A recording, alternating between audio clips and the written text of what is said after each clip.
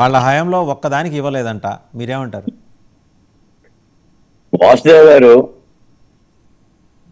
ఇప్పుడు మా వైసీపీ నాయకులే చెప్తున్నారు. ముందుగా డిబేట్ లో పాల్గొన్న వ్యక్తులందరూ కూడా నమస్కారాలు. ఇప్పుడు అసెంబ్లీకి వెళ్తే 2 గంటలు మేము మాట్లాడగలమా?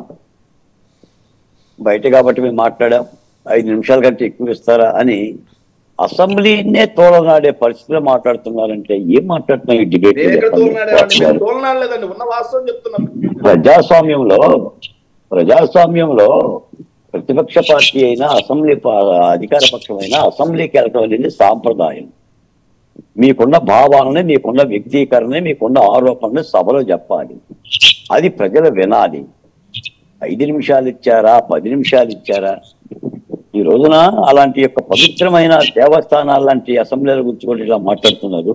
పోతే వాసు గారు జగన్మోహన్ రెడ్డి గారు అడిగారు, బొంగమూతి పెట్టారు,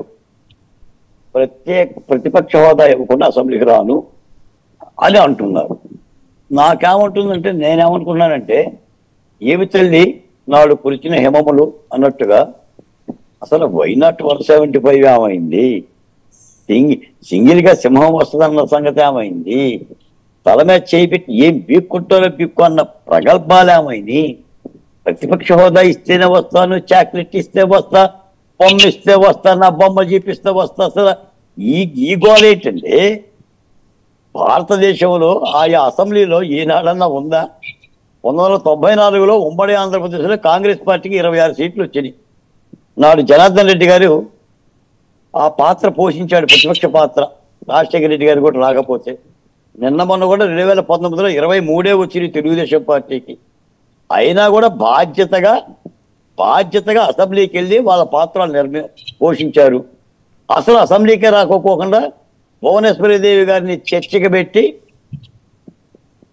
పెట్టి ఇబ్బంది పెట్టి చంద్రబాబు నాయుడు గారు సభ నుంచి వెళ్ళగొట్టారు. మళ్ళీ ఇప్పుడు వీళ్ళు సభకే వెళ్ళమంటున్నారు. ఏం మాట్లాడుతున్నారు సార్? పైపెచ్చి అప్పుల గురించి మాట్లాడుతున్నారు. అప్పులు ఇప్పుడు చవటాయవు నువ్వంటే నీకంటే పెద్ద చవటాయను నేను అన్నట్టుగా అప్పులు చేశారు కదా, తాకట్లు పెట్టారు కదా, అప్పు చేయటం కరెక్ట్ అని కూడా చెప్తున్నారు కదా, వడ్డీకి ఎంతగా తెచ్చామో చెప్పమని అడుగుతున్నారు కదా. ఈ రోజున శ్వేతపత్రాలు ఎందుకు ప్రకటిస్తుంది ప్రభుత్వం? ఈ రాష్ట్రంలో డొల్లతనం ప్రజలకు చెప్పాల్సిన బాధ్యత దాని మీద ఉంది. అసెంబ్లీకి మీరు ఎందుకు పోరు? చంపిన వాళ్ళ పేర్లు ఇవ్వండి అంటే పేర్లు ఇవ్వరు. అంటే ఇప్పుడు మీరు పాత్రికేయ సమావేశం పెట్టి జగన్మోహన్ రెడ్డి గారు విలేకరులు, మీడియా, కెమెరామెన్ అందరూ కూడా రానివ్వలేదంట అని అంటున్నారు మీరు. వాసు గారు టా కాదు, ఆనే. ఎందుకంటే నిన్న నేను కూడా పాత్రికేయ సమావేశం పెట్టా. కెమెరామెన్ అందరూ కూడా నా దగ్గర ఉన్నారు. ఏంటో అందరూ ఇక్కడికి వచ్చేసారంటే, జగన్మోహన్ రెడ్డి గారి కెమెరామెన్లకి నిషేధించిందన్నా, ఓన్లీ ఫ్రంట్ మీడియానేనంట, అందుకని నీ దగ్గరకు వచ్చామని చెప్తున్నారు. ఒక బాధ్యత కలిగిన, నాకు తెలిసి ఒకటి సార్, అసలు జగన్మోహన్ రెడ్డి గారికి ఇప్పుడు రాజకీయం ఎలా చేయాలో కూడా అర్థం కావడం లేదు ఆయనకి. ఇప్పుడు కేకలేస్తున్నాడు, అరుపులేస్తున్నాడు, ఆయన అధికార పక్షం లాగా పోలీసులు తిడుతున్నాడు. ఏయ్ మాధవరావు అంటున్నాడు. ఢిల్లీ పోయామన్నాడు, నన్ను చంపండి అంటున్నాడు. నన్ను చంపండి, నా కార్యకర్తలను చంపమాకండి అంటున్నాడు. జగన్మోహన్ రెడ్డి గారు చాలా మందిని చంపారు. జగన్మోహన్ రెడ్డి గారు ఏర్పడిలో చావనోడు ఎవడు సార్? చావనోడు ఎవడో నేను చిట్టా చెప్పను. అసలు ఊపిరి ఆడితే కదండి. ఇప్పటికైనా సరే ఏంటంటే, నిజంగా జగన్మోహన్ రెడ్డి గారికి ఇంకా రాజకీయాల్లో ఉండాలని అనిపిస్తే